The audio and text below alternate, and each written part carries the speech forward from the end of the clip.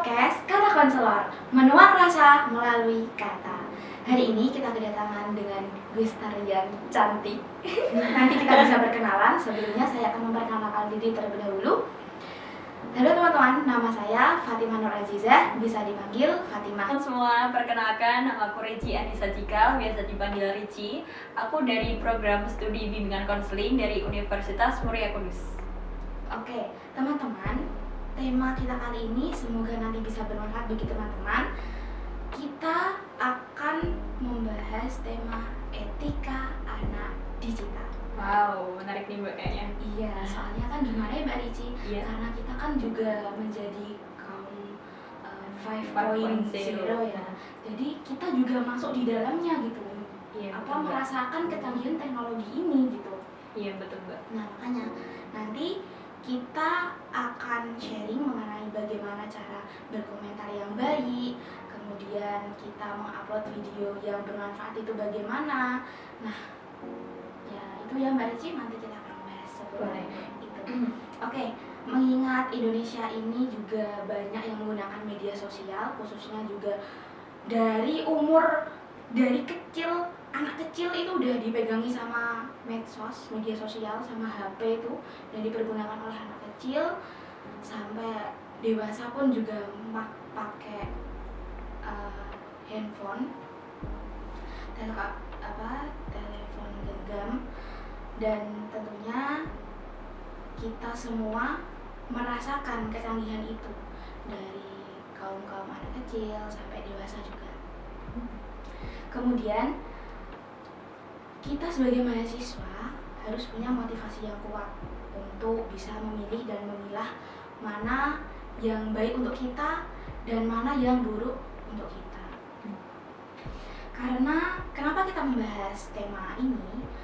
Di Indonesia kan juga ada undang-undang UU ITE. Alangkah baiknya kita bisa menghandle diri kita sendiri untuk menggunakan media sosial yang baik. Betul. Oke, langsung saja.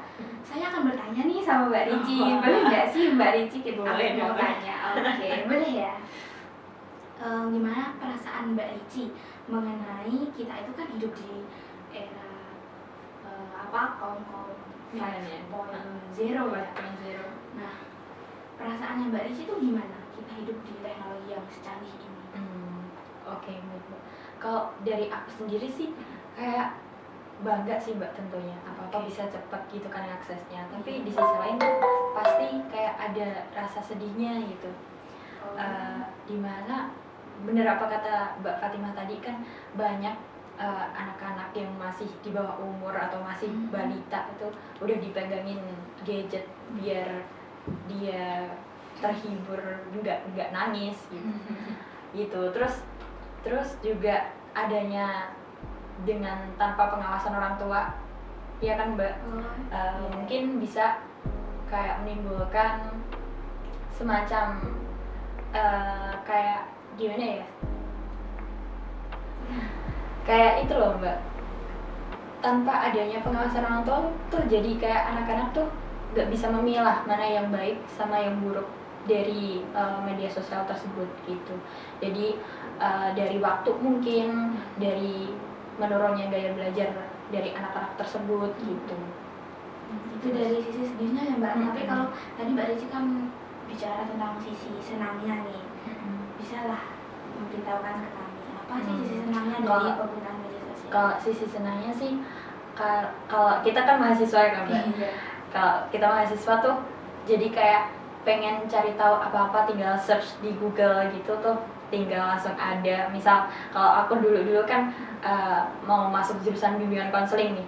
Kalau konseling tuh apa sih? Aku tinggal search aja di Google gitu. Iya. Konseling itu apa artinya, terus kayak udah ada semuanya nih dari apa pengertian konseling, siapa penciptanya, tahun berapa gitu.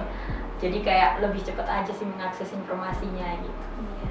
Apalagi untuk mahasiswa ya Mbak, bisa mencari berbagai artikel-artikel, Betul, Mbak. jurnal, terus iya, aksesnya juga cepat gitu ya. Betul. Apalagi dengan komunikasi menggunakan handphone kita lebih cepat juga ya.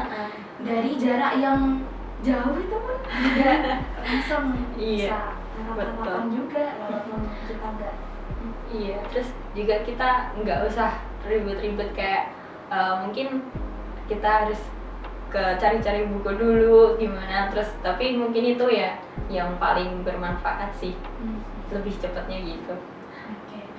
Oke, buat pesan buat teman-teman juga, untuk bunda-bunda juga yang masih mempunyai putra-putri di bawah umur, alangkah baiknya bunda-bunda tetap mengawasi putra-putrinya ya, karena kan Betul. memang dampak dari gadget itu untuk anak sekolah terutama ya, sangat besar banget sih Mbak iya, dampaknya. dalam belajarnya.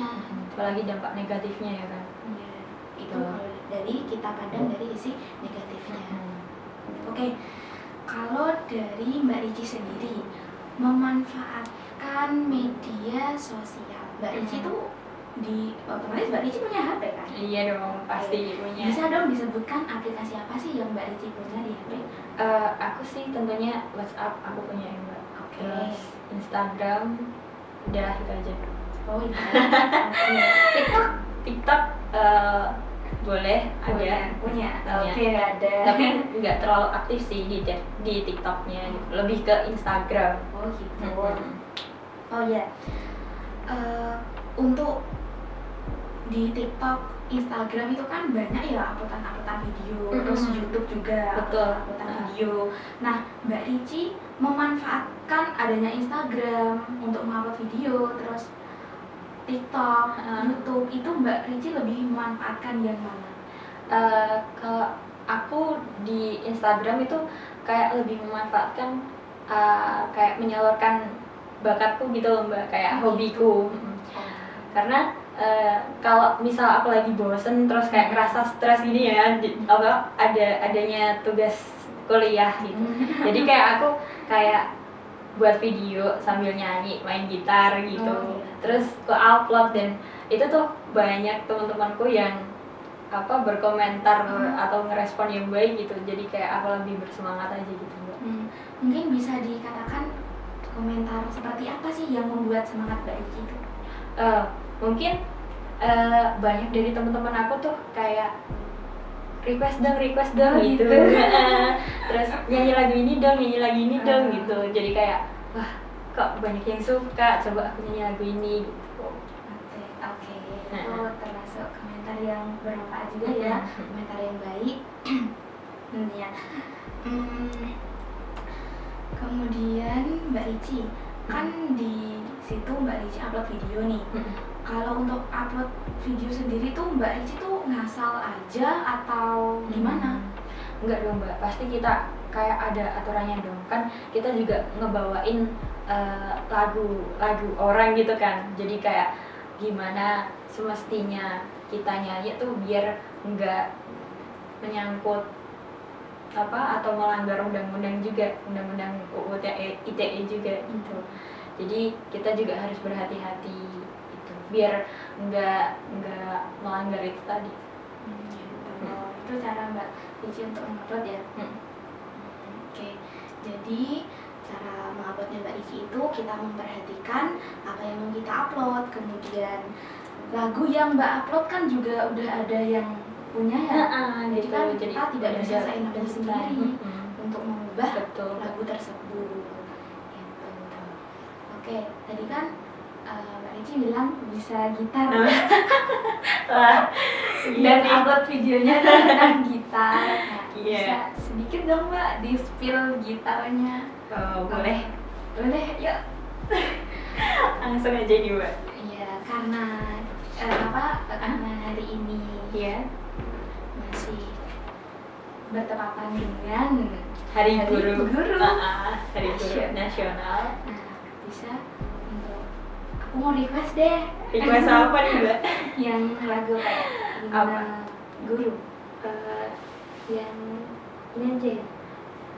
Guruku tersayang. Oh iya itu. Bagus. Guruku tersayang. Kita persembahkan buat Mbak Fatimah ikut nyanyi dong. Oh, boleh. Iya enggak guys? Oke. Yuk. Yuk dari intro yuk.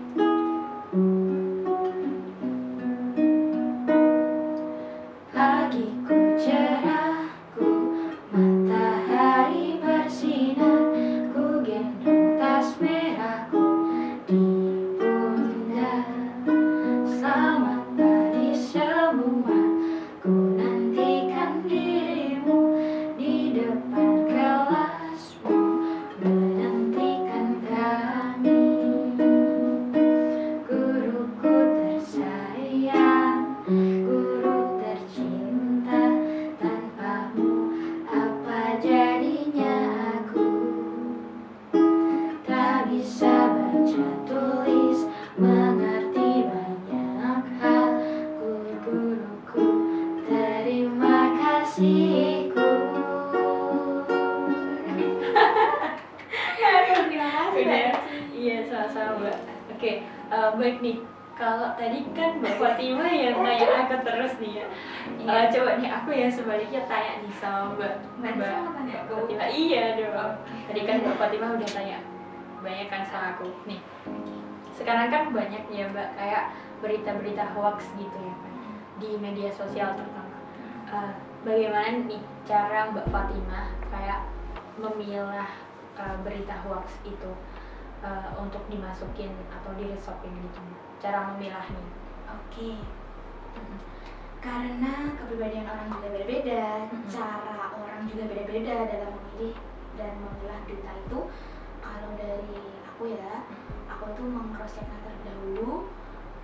Memang sih membedakan yang mana yang benar, mana yang salah, mana yang kurang tepat maksudnya itu memang sulit di zaman sekarang. Soalnya kita tuh juga terkadang tuh mudah percaya sama berita yang beredar gitu aja. Betul.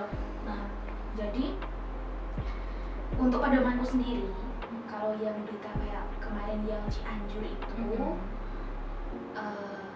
ada lihat di TV karena kan disiarkan di TV juga kan.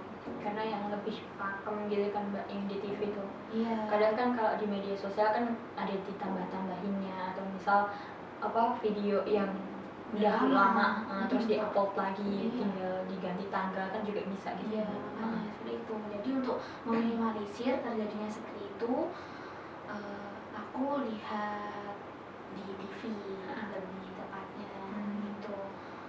Tapi untuk di HP ya aku sekedar lihat, oh iya, jadi ya berlalu kalau buat aku. Soalnya kan juga yang jelas di TV ya, kita di TV Betul gitu. sih Mbak. Apalagi Kayak kadang yang real disiarkan gitu. langsung Nah, gitu, siaran langsung. Betul sih Mbak. Itu caraku untuk memilah dan memilih. Betul. Kita lanjut ke apa nih Mbak? Yang mau kita bahas lagi. Mungkin tujuan sih Mbak, tujuan soalnya kan ini kan kayak penting banget ya beretika anak digital itu kan Mbak. Tujuan kita ini ya membuat podcast etika anak digital ini tuh seperti apa gitu. Iya. Kalau boleh nih, kalau dari aku sendiri ya Mbak, aku pernah kemarin aku nonton video yang ada sekumpulan anak-anak SMP nih. Anak SMP dia naik motor terus ada nenek-nenek yang lagi jalan sendirian. Yang apa si laki-laki semua kayak segerombolan anak SMP itu tuh berhenti semua. Nggak tahu apa yang mereka obrolin, tapi tiba-tiba tuh ada salah satu anak SMP itu turun tiba-tiba tuh nendang si nenek-neneknya sampai nenek-neneknya tuh jatuh gitu loh Mbak. Jadi didorong gitu ya? Enggak, ditendang Mbak. Oh, ditendang. Pakai kaki gitu. Jadi kayak sekarang tuh anak-anak sekarang malah udah kayak lengser gitu loh Mbak beretikanya di dunia nyata ataupun di media sosial. Gitu sih Mbak. Jadi di sini kita sebagai calon konselor amat sangat bermanfaat di dunia di era 5.0. Karena apa teman-teman? Peran konselor ini akan lebih ditekankan untuk pendidikan karakter baik di dunia maya maupun di dunia nyata. Gitu. Jadi kita juga harus sebagai generasi 5.0 atau generasi milenial ini itu bisalah kita sebagai kaum muda-mudi itu kita tetapkan kayak berprinsip untuk beretika kepada orang yang lebih tua dari kita. Iya gitu. betul. Dan contoh video tadi jangan ditiru ya teman-teman. Soalnya Betul. kan karena itu tidak beretika iya, banget. tidak beretika. Masa iya orang tua ditendang sama anak muda. Iya, dan itu tuh diketawain Mbak, bukan ditolong tapi malah diketawain dan divideoin kan itu kayak udah lengsernya sih untuk beretika dengan orang yang lebih tua gitu. Dan juga ada kalau anak-anak sekarang kalau udah nge-game terus disuruh ibunya beli apa beli sesuatu kan pasti kayak ditunda-tunda gitu kan ya Mbak. Betul. Itu sih. yang ada viral apa ya? Kamu nanya. Iya, itu kan Ya, adanya apa bahasa yang kekini-kinian gitu. iya, sekarang juga menggunakan bahasa yang kekinian. Gitu Mbak. Mbak. Jadi kayak lucu juga. Ada nih Mbak Rici, sedikit cerita ya. Di keluargaku itu kan aku punya keponakan ya, dan mungkin nggak tahu udah kurangnya apa. Itu kan yang lagi viral kamu nanya. Nah itu dilancong Mac atau siapa ya? Keponakanku tuh disuruh beli apa ya, beli gula atau beli apa gitu, lupa aku. Aku waktu itu kebetulan di rumahnya kan. Terus ibunya tuh diginiin. Tapi ibunya sempat marah sih, soalnya kan ya itulah. Terus beliin garam dong ke toko sebelah gitu. Kamu nyuruh. Cowok sih, cowok. Iya, cowok. Pasti kaget ibunya lagi masak disuruh beli garam, malah kamu nyuruh. Itu dampaknya bener-bener itu, soalnya kan dari maya ke nyata, dibawa ke nyata gitu. Betul. Iya Mbak. Makanya tuh kita harus bisa memilih dan memilah. Betul. Oke, Mbak Rici. Dari komen yang seperti itu, alangkah baiknya kita bisa meminimalisir diri kita sendiri untuk bisa membatasi ya, lebih tepatnya kayak memilah gitu ya Mbak. Iya. Apakah itu nanti kayak berpengaruh bagi yang upload video atau yang berpengaruh pada psikisnya sih, terutama ya kan mentalnya. Oke, teman-teman, untuk pertemuan kita hari ini dari awal hingga akhir, tadi kan kita membahas tentang ada cara berkomentar bagaimana yang baik ya, terutama kalau kita berkomentar langsung apa gitu, pokoknya yang itu berdampak pada orang itu tuh nggak terima, jadi nanti kita bisa dilaporin ke yang berpihak. Karena apa? Soalnya kan sudah ada undang-undang UITE juga. Jadi kita sebisa mungkin berkomentar yang baik-baik lah. Nah, untuk upload video juga sesuai apa yang kita bisa. Kalau dari Mbak Rici sendiri tadi kan mengupload videonya itu mengenai bakat yang Mbak Rici bisa, kita seperti itu. Iya, atau teman-teman bisa puisi, bisa tuh, bisa bernyanyi, iya bisa, ataupun ngedance. Sekarang kan di TikTok kan banyak yang ngedance. Nah, tadi kita kan ngomongin tentang etika anak digital secara meluas ya Mbak, di media sosial. Nah, kita lanjut nih di etika anak digital dalam skup mahasiswa. Kita kalau boleh flashback ya Mbak, 2 tahun yang lalu itu kan yang lagi gempar-gemparnya kayak misal COVID-19 gitu kan, apa-apa semuanya tuh harus online, pembelajaran juga, pekerjaan juga, apa-apa tuh harus online. Nah, Mbak Fatimah ini kan udah kayak semester 5 gitu ya, udah semester atas lah. Kalau pasti mengalami lah yang namanya kayak metode pembelajaran daring di perkuliahan itu, enjoy nggak sih Mbak yang dialamin Mbak Fatimah itu? Oke, dari pandangan saya sendiri ya, dari saya, kalau di UMK kan sudah ada learning instrument, jadi kita bisa menggunakan instrument itu dalam pembelajaran kan. Ketika COVID-19 itu melanda, otomatis kita tidak bisa tatap muka secara langsung, jadi kita mau nggak mau memang harus benar-benar di rumah, dan setelah pembelajarannya itu pun juga online ternyata. Terus juga agak mengejutkan. Dan di sini dari pengalamanku ketika pembelajaran itu kita menggunakan e-learning sonan UMK, dan kita ada beberapa menggunakan aplikasi Zoom Meeting, Google Meet, nah seperti itu. Kebanyakan dari kami menggunakan e-learning memang sudah pasti, dan Zoom Meeting sama Google Meet. Dari mahasiswa dan dosen kita menggunakan itu. Dari pembelajaran itu terkadang nih dari kita masuk ke etika. Iya betul Mbak. Zaman sekarang itu ketika pembelajaran ada beberapa yang mematikan kameranya. khususnya aku juga kan aku juga pernah mengalami itu sendiri karena Padahal di belum situ mandi. belum mandi betul. Jadi aku mematikan kameranya. Terus ada waktu itu ketika di absen di akhir perkuliahan, ketika di absen itu tidak ada orangnya, entah kemana, ditinggal kemana, karena cuman ada fotonya tok. Gitu. Jadi kan gimana ini absennya gitu. Dipanggil tapi nggak nyaut-nyaut ini orangnya kemana gitu. Iya, karena kan juga kurang sopan ya sebenarnya. Betul. Baiknya kita mendengarkan orang yang sedang berbicara, karena itu kan juga pembelajaran itu, apalagi langsung dari dosen kita, ilmu yang bermanfaat, apa ya nggak eman-eman gitu, nggak sia-sia kan dia kan.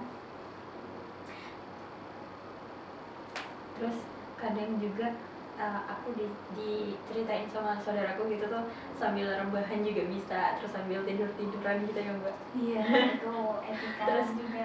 Terus yang siap tuh cuma yang atasnya, cuma yang bawahnya cuma pakai celana pendek aja, nggak apa-apa. Tapi kalau offline kan nggak mungkin Iya, seperti itu kan. betul. Makanya itu. Nah, terus kemudian etika lagi nih, kalau kita berkomunikasi dengan dosen, sehendaknya kan alangkah baiknya kita ngechat lewat media sosial WhatsApp tentunya ya, yang sering kita pakai itu menggunakan etika yang berlaku.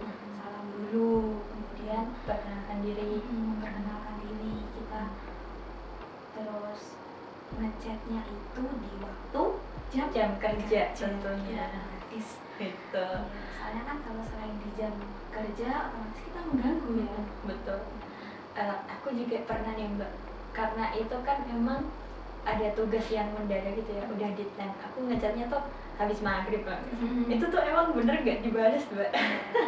Dari Jadi sini kita kayak bisa belajar untuk memperbaiki itu semua gitu ya.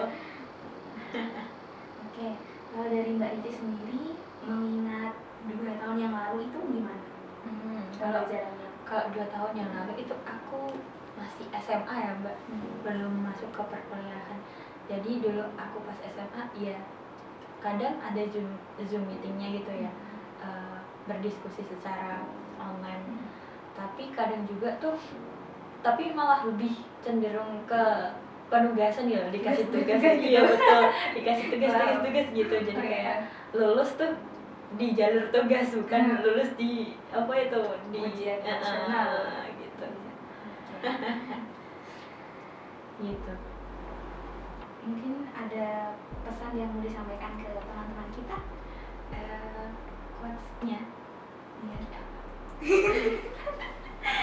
Jadi quotes-nya itu aku udah cari di Oh, ada quotes. Jadi Iya. teman-teman, Mbak Ricci ada quotes buat kita semua. Dan ini akan dibacakan oleh Mbak Ricci. Disampaikan oleh Mbak Ricci quotes-nya. Jadi gini teman-teman semua, orang yang tak beretika adalah orang yang tidak mengetahui bahwa di atas ilmu itu ada adab. Wah, Mbak Ricci punya quotes dan aku punya pantun nih buat teman-teman. Oke. Apa nih Mbak? Jalan-jalan ke Suramadu. Asik. Tidak lupa beli mengkudu. Asik. Bila kita orang yang berilmu, terapkanlah kesopanan pada dirimu. Asik. Oke, untuk tema kita hari ini, untuk kesimpulan tema kita hari ini, jadi kita sebagai orang yang berilmu hendaknya perlu mengetahui adab ketika berkomunikasi, adab ketika bergaul dengan orang, bersosial media, menerapkan sopan santun. Apalagi di era zaman sekarang nih ya Mbak, yang mungkin udah lengser nih etikanya atau berperilaku dengan orang yang lebih tua atau dengan dosen ataupun guru bimbing kita. Ya, baik. Kesopanan perlu kita jaga dan kita terapkan etika anak digital dalam bersosial media, berkomunikasi, baik di dunia maya maupun di dunia nyata. Terima kasih teman-teman. Kita akan berjumpa lagi di pertemuan yang akan datang. Semoga tema kita hari ini bisa bermanfaat bagi teman-teman teman-teman semuanya, khususnya untuk kita sebagai mahasiswa generasi bangsa. Oke teman-teman, semoga pembahasan tema kita hari ini bisa bermanfaat bagi kita semua, khususnya bagi para mahasiswa di era 5.0. Terima kasih. Wassalamualaikum warahmatullahi warahmatullahi wabarakatuh.